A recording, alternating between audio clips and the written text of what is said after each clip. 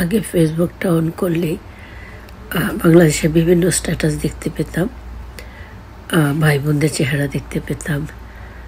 আর এখন যেটা হয়, ফেসবুকটা অন করলে আসলে বুকটা ভেঙে যায়। তোমাদের সাথে আজকে বেশ কিছু কথা বলবো। তোমরা তোমাদের মতো করে চিন্তা করে মন্তব্য করবে, এবং মন্তব্য করতে হলে তোমাদেরকে পুরো ভিডিওটা দেখতে হবে। আসলে আমার আজকে কতদিন অনেক জ্বর, অনেক ঠান্ডা, অনেকই সমস্যা, শ্বাসকষ্ট। সবাই দোয়া করবে আল্লাহ যেন সুস্থতা দেন, আমিন। আমি যেটার জন্য আজকে একটু বসেছি সেই কথাগুলো বলবো। তার আগে আমি সালামটা একটু দিয়ে নিই। আসসালামু আলাইকুম রহমতুল্লাহি ওয়া বারাকাতুহু। কারণ এটা হলো আমাদের জন্য শান্তির বাণী। এটার অর্থ হলো আল্লাহ পাক তোমার উপর শান্তি বর্ষিত করুন। আর যিনি সালামটা শুনে জবাব দেবেন ওয়ালাইকুম আসসালাম রহমতুল্লাহি ওয়া বারাকাতুহু, তিনি আমার উপর শান্তি বর্ষণ করবেন। আল্লাহ পাক তোমাকেও শান্তি বর্ষিত করুন, আমিন সুম্মা আমিন। কত সুন্দর একটা কথা। আজকে আমাদের এখানে মানডে, অর্থাৎ সোমবার।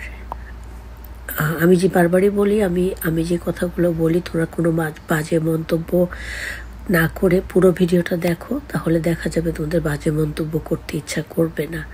কারণ আমি অনেক সাধারণ একজন মানুষ, আর আমি সবাইকে ভালোবাসতে চাই। আমার সবার জন্যই মায়া হয়। আমি কথাগুলো বলি যে ধর্ম বর্ণ নির্বিশেষে প্রত্যেককে আমি ভালোবাসি। কেউ একটু হাসি দিয়ে কথা বললে মনে হয় সে আমার কত যে আপন। হয়তো সেজন্য কষ্ট অনেক বেশি পাই, কিন্তু ভালোবাসতে পছন্দ করি। তবে আজকে কতদিন যেটা হচ্ছে, আসলে বলে বোঝানোর কোনো ভাষা নেই, প্রকাশ করার কোনো বাহন নেই। কিভাবে কি বলবো আমি ঠিক জানি না। তো মোবাইলটা অন করে নিয়ে বসেছি। যদি আমার কথাগুলো আমার মা বাবা ভাই বোন আত্মীয় স্বজন, আমার প্রিয় দেশবাসীর কথা বলছি এবং অন্যান্য দেশের কথা বলছি, সবার ভালো লাগে। এখানে দ্বিমত থাকতেই পারে, কিন্তু আমি যে কথাগুলো বলি তোমরা একটু ডিপলি চিন্তা করে দেখবে। আমি কাউকে কষ্ট দেওয়ার জন্য বা কাউকে আঘাত করার জন্য বা কাউকে ছোট করার জন্য আমি কেন তো একটা কথাও বলি না। আগে ফেসবুকটা অন করলেই বাংলাদেশের বিভিন্ন স্ট্যাটাস দেখতে পেতাম, ভাই বোনদের চেহারা দেখতে পেতাম। আর এখন যেটা হয়, ফেসবুকটা অন করলে আসলে বুকটা ভেঙে যায়। তোমাদের সাথে আজকে বেশ কিছু কথা বলবো। তোমরা তোমাদের মতো করে চিন্তা করে মন্তব্য করবে, এবং মন্তব্য করতে হলে তোমাদেরকে পুরো ভিডিওটা দেখতে হবে। আসলে আমার আজকে কতদিন অনেক জ্বর, অনেক ঠান্ডা, অনেকই সমস্যা, শ্বাসকষ্ট। সবাই দোয়া করবে আল্লাহ যেন সুস্থতা দেন, আমিন। আমি যেটার জন্য আজকে একটু বসেছি সেই কথাগুলো বলবো। তার আগে আমি সালামটা একটু দিয়ে নিই। আসসালামু আলাইকুম রহমতুল্লাহি ওয়া বারাকাতুহু। কারণ এটা হলো আমাদের জন্য শান্তির বাণী। এটার অর্থ হলো আল্লাহ পাক তোমার উপর শান্তি বর্ষিত করুন। আর যিনি সালামটা শুনে জবাব দেবেন ওয়ালাইকুম আসসালাম রহমতুল্লাহি ওয়া বারাকাতুহু, তিনি আমার উপর শান্তি বর্ষণ করবেন। আল্লাহ পাক তোমাকেও শান্তি বর্ষিত করুন, আমিন সুম্মা আমিন। কত সুন্দর একটা কথা। আজকে আমাদের এখানে মানডে, অর্থাৎ সোমবার। আমি যে বারবারই বলি, আমি যে কথাগুলো বলি, তোমরা কোনো বাজে মন্তব্য না করে পুরো ভিডিওটা দেখো, তাহলে দেখা যাবে তোমাদের বাজে মন্তব্য করতে ইচ্ছা করবে না। কারণ আমি অনেক সাধারণ একজন মানুষ, আর আমি সবাইকে ভালোবাসতে চাই। আমার সবার জন্যই মায়া হয়। আমি কথাগুলো বলি যে ধর্ম বর্ণ নির্বিশেষে প্রত্যেককে আমি ভালোবাসি। কেউ একটু হাসি দিয়ে কথা বললে মনে হয় সে আমার কত যে আপন। হয়তো সেজন্য কষ্ট অনেক বেশি পাই, কিন্তু ভালোবাসতে পছন্দ করি। তবে আজকে কতদিন যেটা হচ্ছে, আসলে বলে বোঝানোর কোনো ভাষা নেই, প্রকাশ করার কোনো বাহন নেই। কিভাবে কি বলবো আমি ঠিক জানি না। তো মোবাইলটা অন করে নিয়ে বসেছি। যদি আমার কথাগুলো আমার মা বাবা ভাই বোন আত্মীয় স্বজন, আমার প্রিয় দেশবাসীর কথা বলছি এবং অন্যান্য দেশের কথা বলছি, সবার ভালো লাগে। এখানে দ্বিমত থাকতেই পারে, কিন্তু আমি যে কথাগুলো বলি তোমরা একটু ডিপলি চিন্তা করে দেখবে। আমি কাউকে কষ্ট দেওয়ার জন্য বা কাউকে আঘাত করার জন্য বা কাউকে ছোট করার জন্য আমি কেন তো একটা কথাও বলি না। এখন আমি আমার মূল গল্পে ফিরে যাব। সেটা হলো, এটা গল্প না, এটা হচ্ছে আসলে একটা নারীর টান, ভালোবাসার টান, দেশের প্রতি, দেশের মানুষের প্রতি, সকল মানুষের প্রতি। কিন্তু যেই কথাটা বলতে চাচ্ছি সেটা হলো, জানি আমি তো শুরুতেই বললাম যে দ্বিমত থাকবে, দ্বিমত না থাকলে তো পৃথিবীর কোনো কিছু আমরা মূল্যায়ন করতে পারবো না। কিন্তু আমার ওয়াইটির পোস্টে একজনে কমেন্ট করেছেন, আগে আপনি যে কথাগুলো বলছেন, আগে আপনি শেখ হাসিনারে আপা এই কথাগুলো বলেন, তিনি যেন শুধরাইয়া যান। কিন্তু ভাই রে বা বোন রে, ভাই বোন যেই হও, তাদেরকে বলছি, আমি কিন্তু কোনো ধরনের কোনো রাজনীতি করি না। আমি একদমই ঘরের একটা সাধারণ মানুষ, রাজনীতি করি না। হয়তো ভালো মন্দটা বোঝার চেষ্টা করি, বুঝে হয়তো দু চারটা কথা বলি, কিন্তু এটা আমরাও যে ঘরে আলোচনা করি না তা না, আমরাও ঘরে আলোচনা করি। কিন্তু এই যে দেখো, শেখ হাসিনাকে যারা এত গালিগালাজ করছো, অনেক সময় দেখি কি অকথ্য ভাষা ব্যবহার করছে।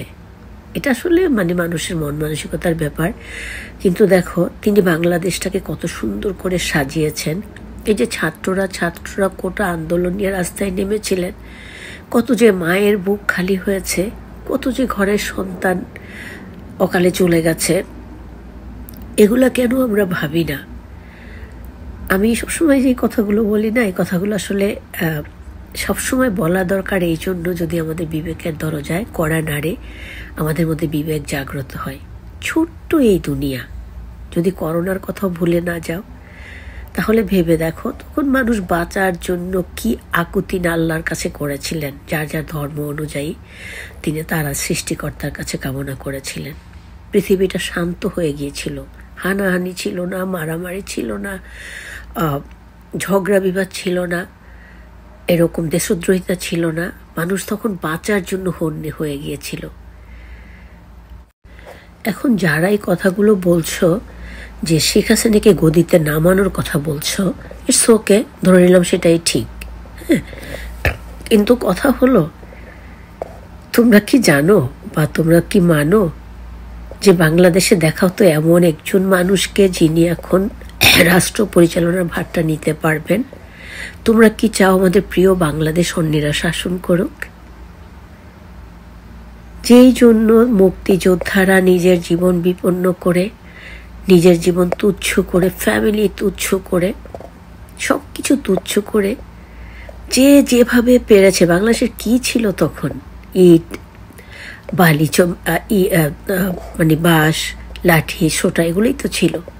এগুলা দিয়ে অন্য দেশ থেকে তাদের মনের বলে সবার আগে আল্লাহ পাকের হুকুমে অন্যের হাত থেকে রক্ষা করে আমাদের দেশটাকে স্বাধীন করে দিয়ে স্বাধীন বাংলাদেশ ঘোষণা করে দিয়েছেন।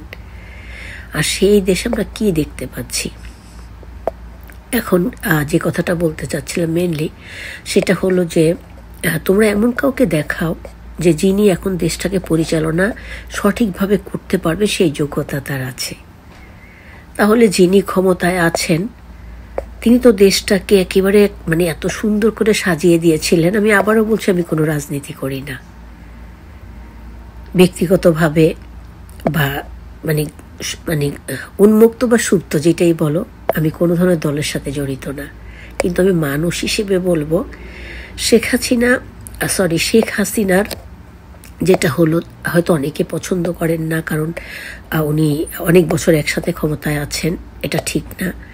কিন্তু যদি আমরা অন্যভাবে দেখি, যে তিনি ক্ষমতায় দেখে দেশটাকে উন্নত করে দিয়েছেন, কিছু কিছু জায়গা আমরা টিভিতে দেখে একদম অবাক হয়ে যাই, মনে হয় আমেরিকা, কখনো কখনো আমেরিকা থেকেও সুন্দর। তিনি তো দেশের জন্য এগুলো সাজিয়ে দিয়েছেন। সবকিছু আল্লাহর হুকুম, উসিলাটা তো তার।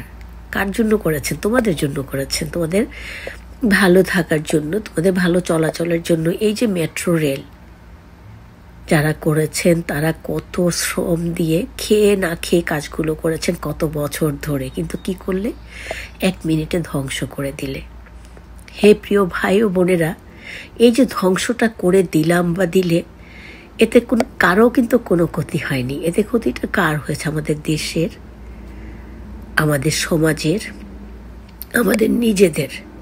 হ্যাঁ জানি তোমাদের ব্যক্তিগত মতামত থাকবে এবং তোমরা যেটা চেয়েছো সেটা আমরা যতটুকু শুনেছি, নেট তো নাই, ইন্টারনেট নেই, আমরা কিছুই পাই না, তবু যতটুকু শুনেছি 93% মেধা তালিকায় এই যে শেখ হাসিনা 93% লোককে মেধা তালিকায় চাকরির কথা বলেছেন, বাকি 5% মাত্র মুক্তিযোদ্ধাদের কথা বলে, মুক্তিযোদ্ধা সন্তান নাতিন বা এদের কথা বলেছেন, আর 3% বলেছেন সাধারণ মানুষের কথা। আমি তো বলবো এটা তিনি চমৎকার একটা বিচার দিয়েছেন। কিন্তু তোমরা যেটা করছো সেটা হলো, তোমাদের এখন এটা বোঝা যাচ্ছে প্রিয় ভাই ও বোনেরা, দেশবাসীরা এখন সাধারণ মানুষের জায়গায় থেকে, আমি এটা বুঝতে পারছি আমার চিন্তাধারা থেকে, সবার সাথে একমত হবে এমন কোনো কথা না, তোমরা আসলে তোমাদের মূল উদ্দেশ্য এটা ছিল না, ছিল শেখ হাসিনা গদি থেকে নেমে যাক। আমি আবারও সেই কথাটা রিপিট করছি, হ্যাঁ তিনি নেমে গেলেন, তাহলে তোমরা যোগ্য লোক কাকে বসাবে? আমি জানি প্রত্যেকের অধিকার আছে, জাতীয় পার্টির আছে, বিএনপির আছে, আওয়ামী লীগের আছে, অন্যান্য কোনো দল থাকলে তাদের আছে, কিন্তু ক্ষমতা চালানোর মতো বর্তমানে দেশে কে বা কারা আছে আমার খুব জানতে ইচ্ছে করে। এই যে অশান্তিগুলো আমরা করি, নিজেরা অবলীলায় নিজেদের এই মূল্যবান জীবনগুলো দিয়ে দেই, কত মায়ের বুক, কত বাবার বুক খালি হয়ে যায়। যারা চলে যাও তারা তো জানোই না সেসব বাবা মাগুলোকে আদৌ বেঁচে থাকে। তাই বলবো, হে আমার প্রিয় দেশবাসী, হে আমার প্রিয় বাংলাদেশি, হে আমার প্রিয় পরিবার, হে আমার প্রিয় মানুষ, স্বাধীন বাংলার মানুষ, তোমরা সবসময় এটা যদি ভাবতে পারো যে ছোট্ট এই জীবন, আল্লাহ পাক তো এখানে আমাদেরকে নানান পরীক্ষা করার জন্য পাঠিয়েছেন। আমরা যে যত ভালো পরীক্ষা দিতে পারবো, পরকালে আমরা তত ভালো জিনিস আল্লাহ পাকের কাছে পাবো। সুবহানাল্লাহ। তাই আমার কথায় কেউ রাগ না করে, কেউ বাজে মন্তব্য ছুড়ে না দিয়ে তোমরা ভেবে দেখো, মানে এই যে মানুষগুলো মরে গেল বা যারা মরছে, মানে কিছু বলার নেই আসলে, ভিতরটা একদম মানে খুবই কষ্ট হয়। কালকে ভেবেছিলাম এরকম ভিডিওটা দিব, কিন্তু জ্বর ঠান্ডা আমাকে এতটা কাবু করে ফেলেছে, ওষুধ খাচ্ছি, রচা খাচ্ছি, এখনও চুলোতে আমি রচা বসিয়ে এসেছি। আমি ভাবলাম যে না, একটু ভিডিওটা দিই, কারণ মায়া লাগে, ভীষণ খারাপ লাগে যখন কাউকে দেখি যে পিটিয়ে পিটিয়ে মারছে, গুলি করে মারছে, শরীরকে ক্ষত বিক্ষত করছে। আমরা প্রবাসে থাকি, আমাদের স্বজনরাও বাংলাদেশে থাকে, প্রত্যেকের স্বজনরাই বাংলাদেশে থাকে। আমরা যদি মনে করো যে ধর্ম বর্ণ নির্বিশেষে সবাইকে ভালোবেসে শান্তির জীবন কাটানোর উদ্যোগ নিয়ে আমরা রেষারেষি, খুনাখুনি, মারামারি, কোন্দল এগুলো থেকে বের হয়ে আসতে পারি, এভরিওয়ান ট্রাস্ট মি, হ্যাঁ সেখানে কিছুটা সবসময় তো একদম শান্তি থাকবে এমন কথা না, কিন্তু এতটা অশান্ত হবে না। মুক্তিযুদ্ধটা যেমন আসলেই ভীষণ দরকার ছিল, তা না হলে আমরা সারা জীবন পরাধীন হয়ে থাকতাম। সেই জন্য বাংলাদেশের যে জায়গায় ছিল, যার যতটুকু সামর্থ্য ছিল, তখন তো আমাদের কোনো অস্ত্র ছিল না, শুধু ছিল মনোবল, আল্লাহর উপর বিশ্বাস, সেটা নিয়ে দেশকে স্বাধীন করার জন্য। এই যে দেখো, আমার বড় ভাই, আমার মেজদুল্লাহ ভাই তো মারা গেলেন, আমার বড় ভাই, আমার মেজদুল্লাহ ভাই, আমাদের গ্রামে আরেকটা বড় ভাই আছেন শহীদ ভাই, আরেকজন আছেন, ওনার নামটা আমি ভুলে যাই, উনি আরেকটা কাকা আমাদের মারা গেছেন, উনি আমাদের গ্রামে অনেক মুক্তিযোদ্ধা ছিলেন। সেসব ছোট্ট থেকে গল্পগুলো শুনে বড় হয়েছি। তারা কি দেশটাকে স্বাধীন করেছিলেন এভাবে দেশকে দেখার জন্য, এভাবে দেশকে, মানে দেশের অশান্ত, আমি আসলে বলতে পারি না, কারণ আমার একদম বুক ফেটে কান্না চলে আসে। আমি চাই সকল মায়ের সন্তানরা ভালো থাকুক, সকল ভাইয়ের বোনরা ভালো থাকুক, সকল বোনের ভাইরা ভালো থাকুক, সকল মানুষ ভালো থাকুক।